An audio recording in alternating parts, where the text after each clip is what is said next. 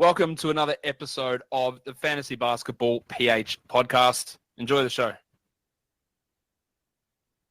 Fantasy Basketball PH. Put your money where your mouth is. At ibang talakayan kaya tara halika. Fantasy Basketball PH. Fantasy Basketball PH. Ang numero unong basketball patasya ng Pinas. Fantasy Basketball PH. Dito mapag-uusapan mga ballers na likas. Fantasy Basketball PH. Put your money where your mouth is. Iba't ibang talakayan kaya tara halika. Fantasy Basketball PH ang bida na ito'y magsisilbing daungan sa mga hilig na ang basketball ay mapag-usapan. Kasama si Papi Ray, madami kang matututunan gaya ng strategy, analysis sa kaganapan. Pag-uusapan ang DFS, roto head to head, buy low, sell high, add, draft and trade, magic bunot at iba pang transaction sa laro. Lahat dito'y tatalakayin kaya wag na lumayo. Bida dito yung mga player na magaling kumamada, mala Nikola Jokic at Victor Wembanyama. Yung mga hustle na player like Russell and Dillon at iba pa ay dito natin pwedeng makonsyon. Let's talk about NPBL, UAAP and PBA together with NCAA and NBA. At sa lahat ng mga nangungopya ka ng literal, sa aking mga content di rin kayo magtatagal. Okay, ayan na nga. Welcome to the Fantasy Basketball PH podcast, your Filipino brand of fantasy basketball at syempre ang numero unong fantasy basketball sa Pinas. Fantasy Basketball podcast sa Pinas pala. Naman. Medyo inaantok na tayo, no? Umaga na natin na-record to. So, itong matagal-tagal tayo hindi nag-post ng mga videos and audio podcast natin dahil na-busy tayo sa pag-aasikaso nung ating innovation project, yung FBPH, pero technically hindi na FBPH para na to sa buong community. So Fantasy Basketball Pilipinas na GM ranking system. So yun yung i-discuss ko for today, para lang ma-share kung ano yung ano nga ba yun, ano ba yung mangyayari doon sa pagra-rank, ano yung proseso, paano makakasali and all. So nag-post tayo diyan. Initially kasi ang tinarget natin yung mga commissioners kasi sila naman yung magde-decide eh. So syempre, one-man team tayo. Tapos may mga iba pa tayong pinagkakaabalahan. Hindi ko na maaasikaso lahat. So initially tinarget ko yung mga commish, pagkatapos nagkaroon din kami ng meeting, isang meeting lang pala 'yon.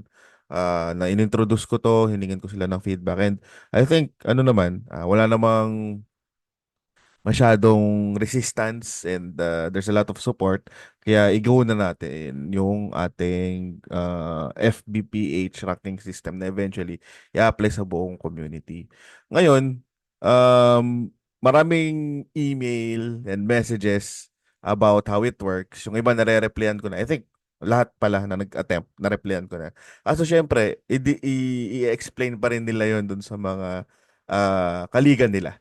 So para matulungan din ang lahat, nag-record na ako ng episode to specifically discuss that. So bear with me mga papi at quickly nating i-explain kung ano nga ba ang mangyayari dun sa ranking. Paano nga ba yung ranking system natin, okay?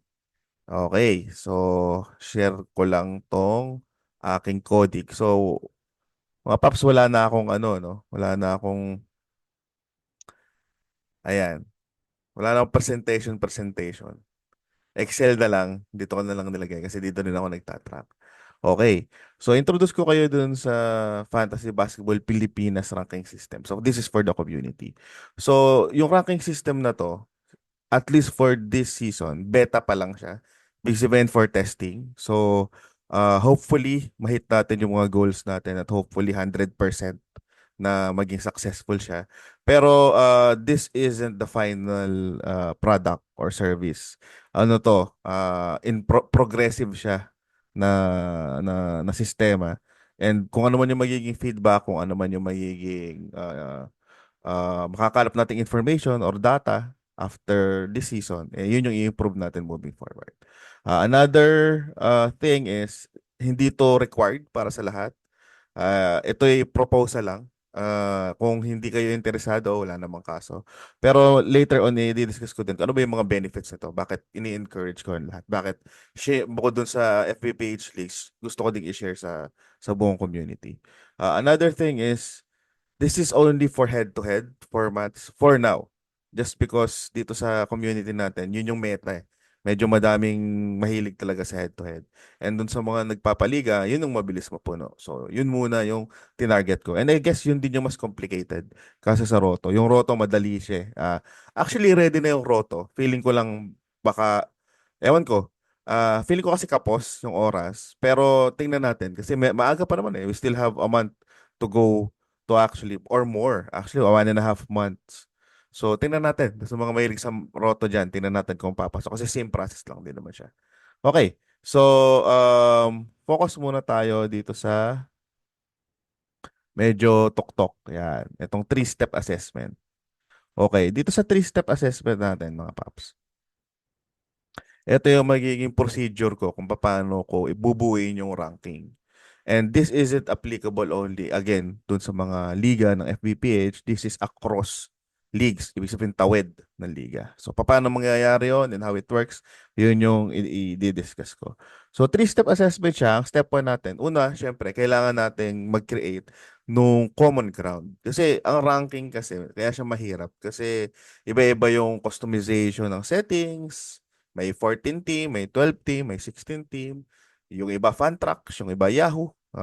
So ang daming pagkakaiba. Yung iba sa office lang, hindi kasali yung sa office iba yung level nung game doon ng fantasy. Iba din pag magtotropa lang kayo, iba pag competitive. Yung iba money leagues, yung iba hindi. So ang daming variable. So how do I create a common ground para magkaroon tayo ng assessment or magkaroon tayong ranking? So I nominated and I proposed this standard format, which is Yahoo ang gagamitin. Pagkatapos ipapublish natin na across all leagues na magpapa-assess, pare-parehas tayo ng format at settings na gagamitin. So standard 14 team 9 cat head to head yung ninominate ko. So bakit 14 team? Bakit hindi 12 at hindi 16? Una muna yung 16, medyo negative tayo doon. Kasi ito hindi lang to para sa marurunong eh. Part nung goal dito is to actually extend our community to new players. So hindi natin magagawa 'yon kung malalim agad, 'di ba? So isa 'yon at sunod, ang 16 team kasi wala din pa ngayon so far sa Yahoo na mock drafts. So gusto ko maging competitive to and gusto ko magkaroon ng chance sa lahat na magkaroon ng mock draft para pagdating mo sa mismong draft, walang excuses na ay hindi kasi ako prepared ako or whatsoever. So gusto kong bigyan ng timbang or way na valuable tong ranking na to. Okay? So bakit hindi naman 12? So feeling ko naman kasi, just to be fair, medyo mababaw din naman yung 12, lalo na't marami din tayo sa community natin na matagal na naglalaro. So, another thing is, para mas madami ding makasali. So, ilan din yun? Additional to GMs per league across a lot of leagues, di ba? So, feeling ko this adds more competition, competitive spirit dun sa liga. Kaya sinat ko na 14 team yung ating standard. But nonetheless, yun talaga yung punto ko. Come up lang ng isang type of app, type of settings, and house rules na pare-parehas lahat. Okay. So yun yung una nating step. By the way, single entry lang, hindi, sige, mamaya ko na lang banggitin yung single entry doon sa Commish Corner. So yun muna, ready, okay na tayo. So kumbaga, meron na tayong nag-iisa at pare-parehas na paglalaruan as step 1. Okay, step 2. So syempre, eventually magkakaroon ng draft, maglalaro na tayo lahat, matatapos ang season, tapos kailangan ng i-rank kasi tapos na yung season eh. Okay. So paano ko i-rank 'yon after the season? So ako para ma-rank ko lahat across all leagues to, gagawa tayo ng tiers per raho rank na standing per league. So, kung medyo magulo to, i-explain ko mamaya yon doon sa sample natin. No? Mas magiging malinaw. Basta isipin nyo na lang, magkakreate tayo ng tiers. So, say for example, may 3 liga. Wag na lang, hindi sige, 10 para medyo realistic. Wag 3. So, kung 10 yung liga, 14 team lahat, 'di ba? So ibig sabihin, after ng end ng season ng head-to-head, irarank siya ni Yahoo automatically. So syempre si rank number 1 yun yung champion, rank number 2 yung sumunod. Pagkatapos after ng mga playoffs team, nakarank na siya based on I think win-loss record eh. So ako hindi ko napapakailban yun. Si Yahoo na bahala doon. Kakangapin na lang natin yung ranking na yun. So para ma-rank yan across all leagues, ang gagawin natin, lahat ng champion, which is rank 1, i-create tayo ng tier for that. So tier 1, lahat ng champion. Tier 2, lahat ng second place. Tier 3, lahat ng third place. Hanggang umabot sa tier 14 na lahat ng last place. Ayun. So straightforward naman yung step 2, di ba? Creating tires. Step 3. So dito naman natin i-break yung tire. Kasi yung tire pare-parehas kayong champion eh. So paano natin So again, kung 10 yung liga, do sa example natin na nabanggit ko kanina, paano natin malalaman kung sino number 1 at sino yung number 2 at sino yung number 10 do sa 10 champion na yun. So dun ko gagamitin yung win-loss record of all those champions. Okay? So, itong mga to ay makukuha natin sa information ng Yahoo. So, yun lang yung gagamitin natin. Again, wala tayong gagalawin. Gagamitin lang natin ay auto-generated ni Yahoo. So, wag niyo ako habulin dun sa record. Kasi si Yahoo may gawa nun, hindi ako. Ako lang yung nag-analyze, saka nag-manipulate ng data. Sunod ay paano pag nagkaroon ng tiebreaker? Kasi syempre dalawang layer na 'yon, 'di ba? Nag-tier tayo, first layer. Second layer is nagbangga tayo ng win-loss. Yung third layer natin, dun ko gagamitin yung Yahoo rankings naman nung account mismo. So kunwari, merong silver, may diamond, may bronze, 'di ba? Ganun rank si Yahoo dun sa account natin sa Fantasy. So, just in case may tabla, kung sino yung mas mataas ang ranking, ibibigay natin yon. So, ang question dyan is, unfair ba siya o hindi? Feeling ko kasi third level naman na to, special cases. So, isa lang din halos yung difference or dikit naman sila isang tire yung difference. So, feeling ko, it's a added unique na level para makategorize talaga natin na maayos. Sunod, bigay respeto din na talagang may nag-grind eh. So, let's give credit to that.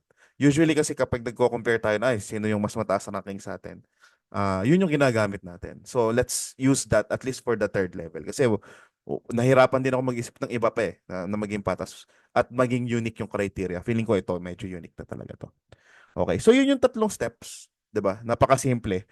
I-explain ko na lang later yung sample niya. And then sa Roto, similar thing. Ang pagkakaiba lang, imbis na win-loss record sa step 3, it's about the total scores. Kasi total scores ang Roto setup natin. Pwede din naman natin gawin sa points league, pero this specific year, umpisahan muna natin sa head-to-head. Yung Roto try natin ihabol, pero head-to-head sure yan. Okay, so feeling ko clear naman tayo doon sa 3 steps. Mamaya na natin pag-usapan tong commish corner sa benefit. Punta muna tayo sa sample kasi para mas malinaw, no? So okay, so ito yung sample ranking on left na side ko. Ito na yung actual na sample ranking. So makita natin rank number 1. So per tire pa rin siya, 3 tires. So masyadong madami pag ginawa kong 10 at tigpo 14 yung example dito. So lagay na lang natin na 3x3. 3 liga na magkakaiba at 3 liga na magkakaiba composed of 3 players. So technically 9 players. Okay. Ito pinakita ko dito na ito yung actual na ranking. Ito sa kabila. Teka lang. Kulayan natin ng dilaw para kitang-kita, no? Ayan. Dito. Okay, ayan. Ito na yung actual rankings. Yan. Di ba? Ayos. Kita na natin yung actual rankings and then nakikita nyo naka-base sa tire. Yung napag-usapan natin kanina. Ayan. So, paano ko nakuha to? Paano ko nakamap yan? Okay, so maglagay muna tayo ng example. So, focus muna tayo dito. Palakihin natin ng konti. Para tayo nagtuturo ng no? So, focus muna tayo dito sa area na to, mga papi. Okay, so feeling ko kita nyo naman. Palakihin ko pa na konti siguro para talaga nakafocus tayo. Ayan. So, dito muna sa area na to. So, let's assume may 3 liga. Okay. So, 3 liga, iba-iba yan. So, sabihin na natin, ito FBPH tong League A, tapos ibang liga din to. Ibang commissioner. Para maganda yung example. Pagkatapos, doon sa 3 liga, merong mga players, siyempre. Mapapansin nyo na yung mga players ay unique. So that's another requirement na mas i-discuss ko mamaya sa Commish Corner. So kailangan kasi unique. So that's the reason why yung mga sumali sa FBA PH leagues, kinlear ko yung mga doubling entry. At least for this season. Next year, baka mag-create pa tayo na mas madami, edi mas okay. Pero ito, unique. So isa yung sa requirement. Siyempre kasi pag dalawa yung entry mo, parang loto yan. The more the merry.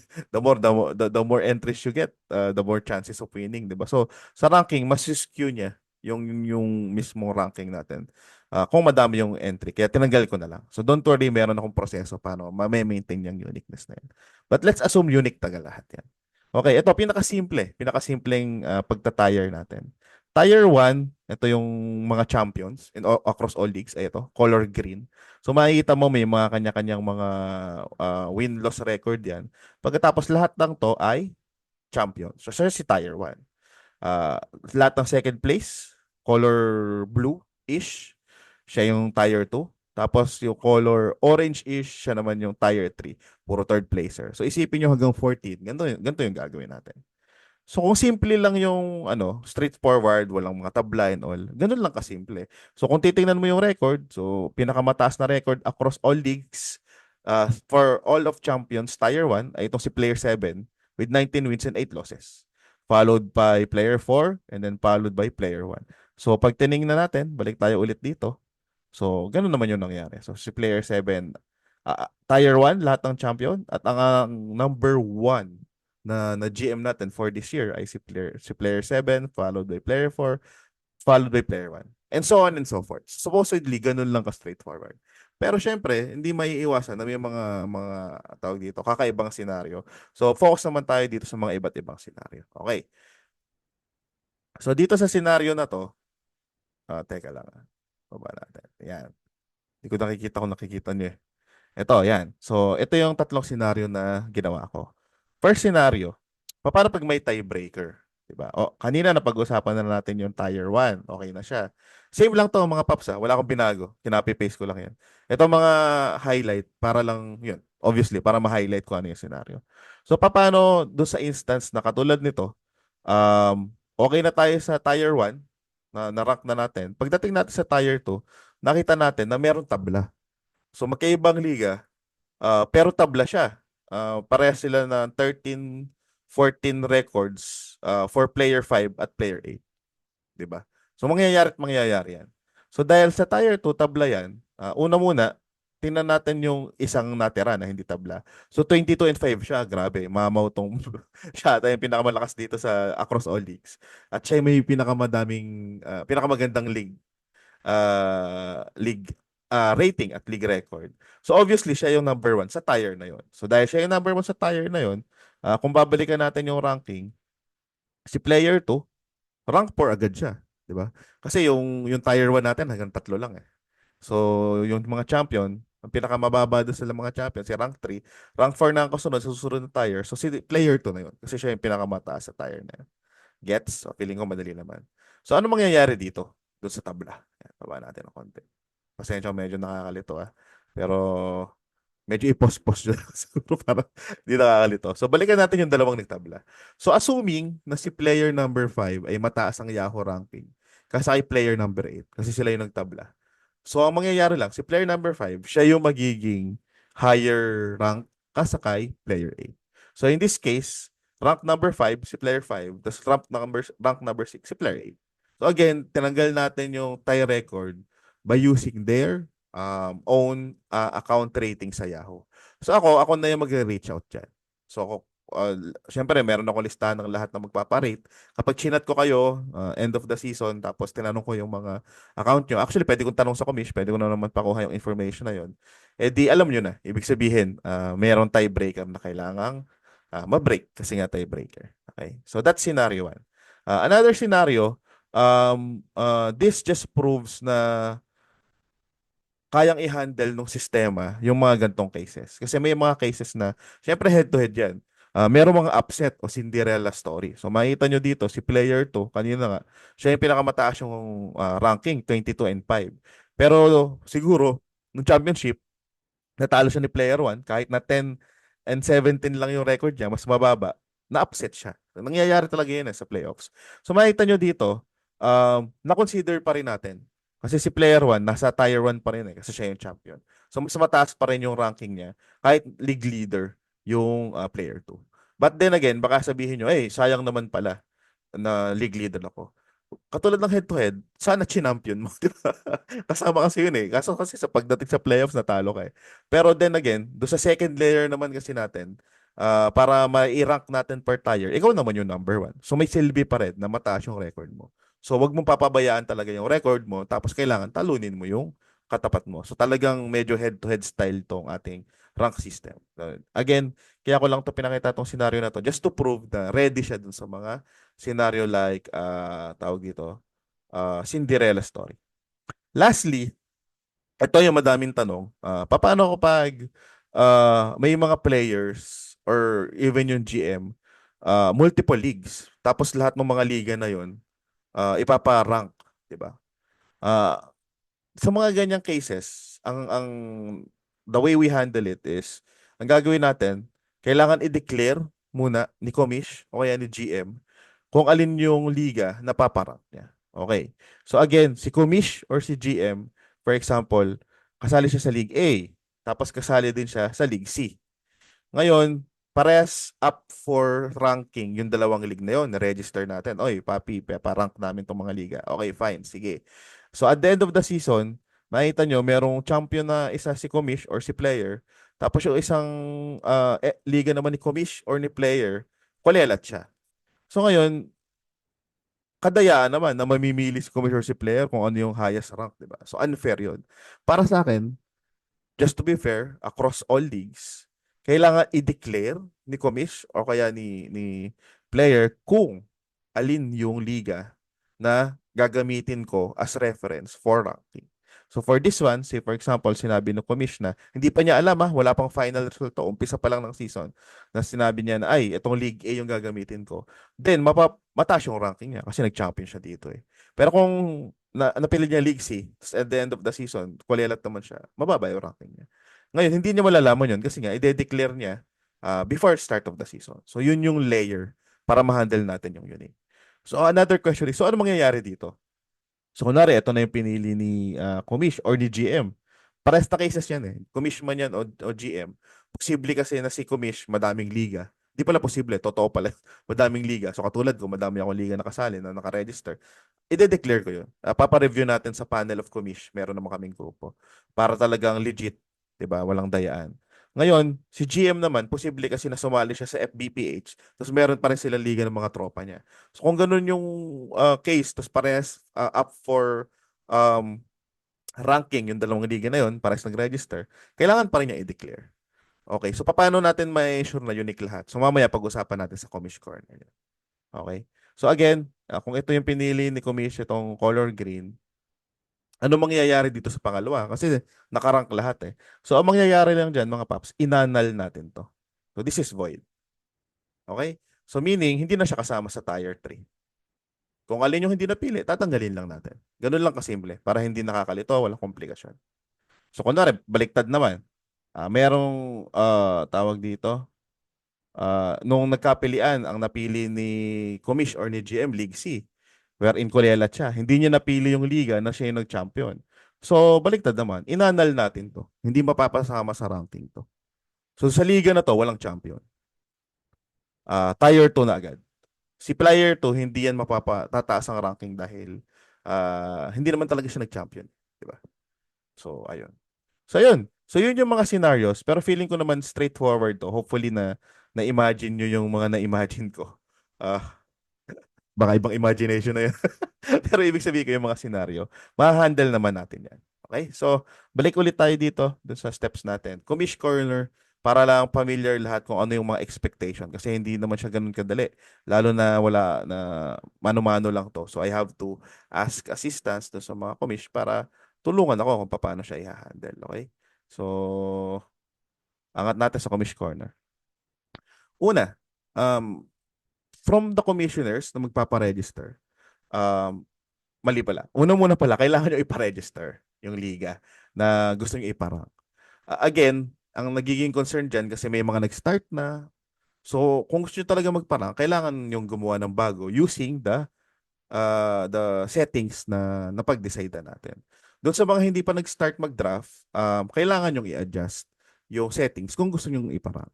So, disclaimer dito, hindi ko kayo pinupush. Hindi ko sinasabi na baguhin yung trip nyo. Alam mo yun, I actually truly respect yung kanya-kanyang liga. Pero again, kung gusto nyo lang na gusto magparang, you have to do it. Na it's either you adjust a league that you're currently playing or create a new one just for the sake of ranking. Okay? So, ayun, yung commish notes natin dyan. Sunod, commish needs to ensure all GMs registered are single entries. So, sabi ko nga kanina, dapat unique siya.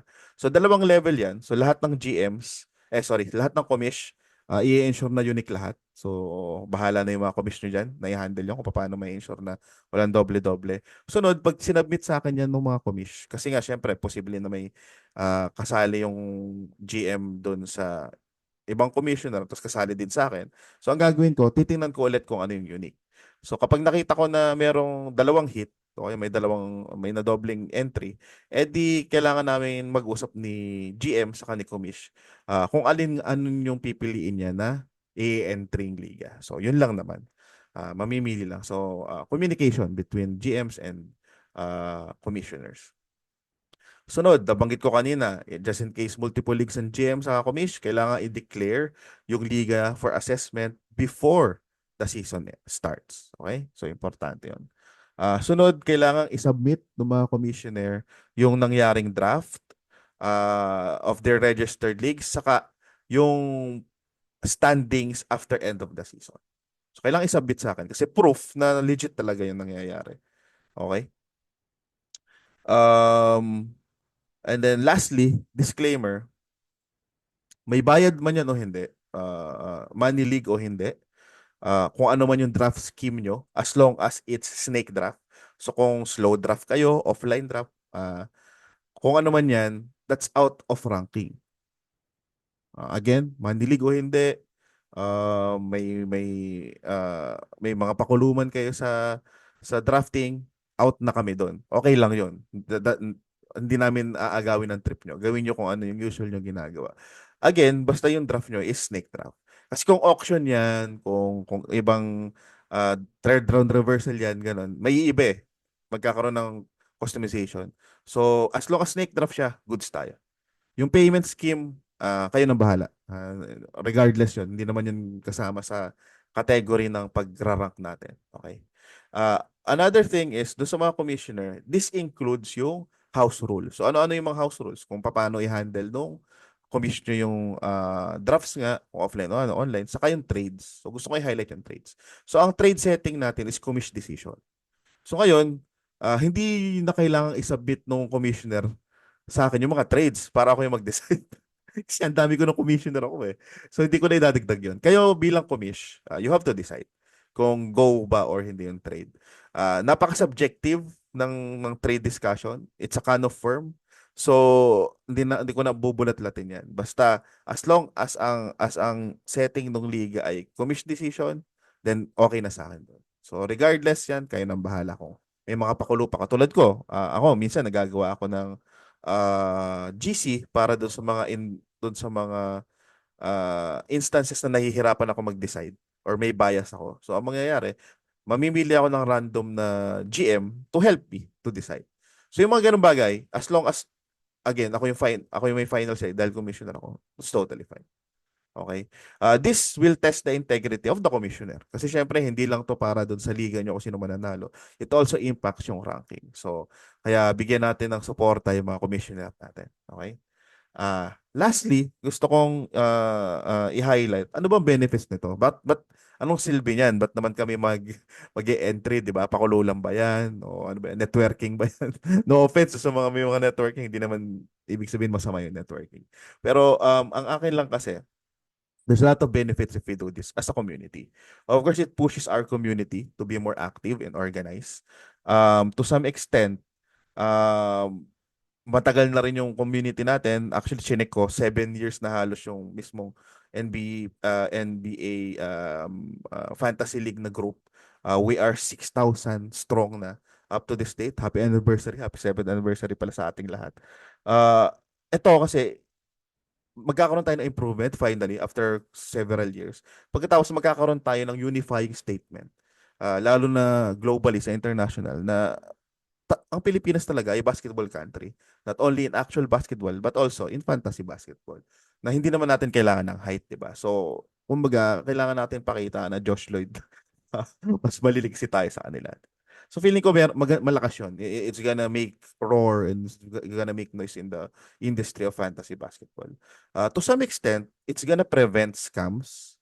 Not guarantee. Sabi ko nga to some extent kasi mas malilegitimize yung mga commissioner. Mas makikita nyo na kung sino yung nagre-register, essentially almost mataas ng percentage na legit commissioner yung mga yun. Legit na liga. Siyempre, hindi ko pa rin maipapangako na 100% sure yun. Hindi natin hawak eh.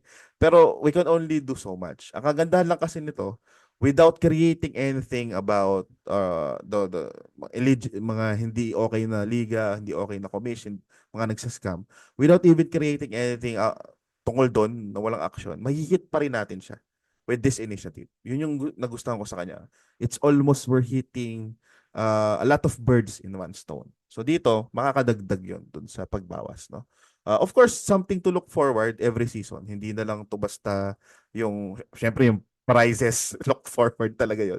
Syempre, meron tayong pride as fantasy basketball GM. So, additional to, this time, hindi na question na, ay, matagal ka na kasing naglalaro, ako bago lang, so mas mataas talaga ranking mo.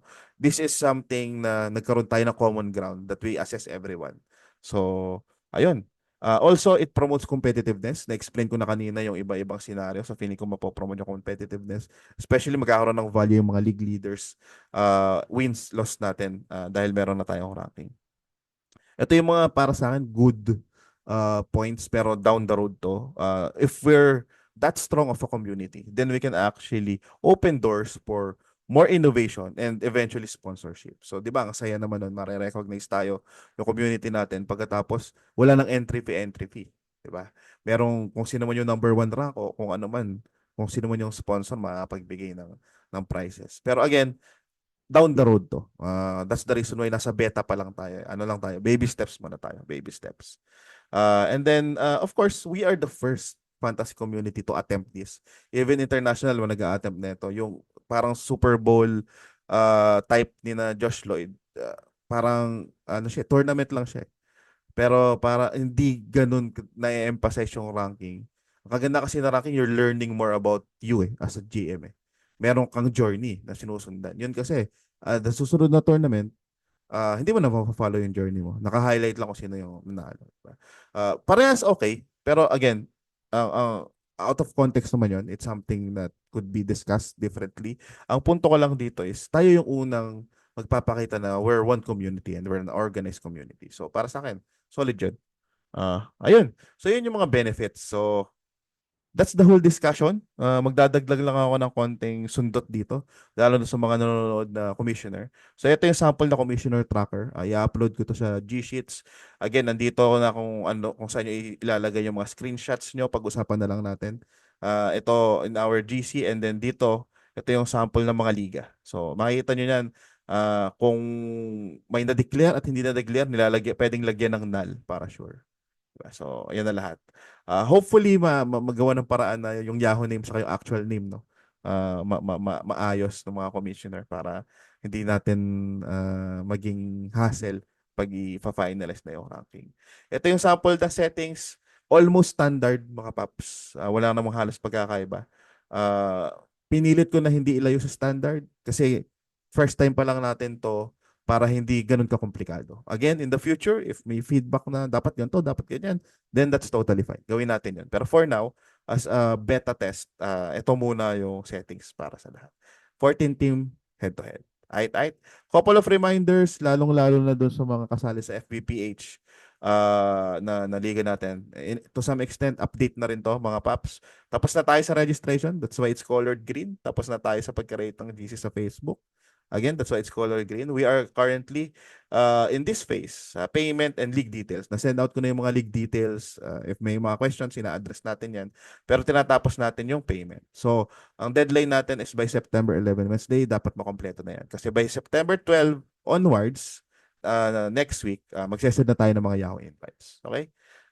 By September 14, Saturday, lahat ng liga, gagawin na natin yung draft lottery natin. Ano ba yung draft lottery? Para malaman nyo kung ano yung sequence ng drafting. Okay? So, kung sino ba yung pick 1, pick 2, pick 3 doon sa mga baguhan, ito yung draft lottery. So, hindi pa nangyayari yan, kaya gray. So, ito yung mga target dates. By September 16 Monday, ipa-finalize na natin yung liga.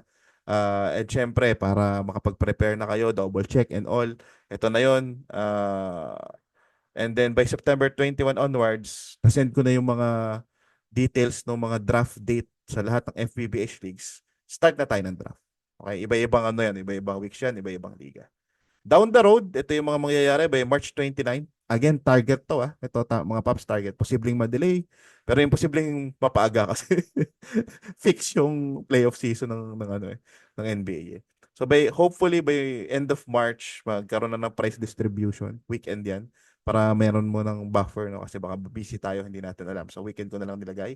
After makapag-distribute ng prices, that's the time yung mga commissioner across all leagues mag-submit sa akin ng kanilang mga liga at entries para by April 11, hopefully, April 11 target date natin, mailabas na natin yung first ever GM ranking system natin sa Fantasy Basketball Philippines community.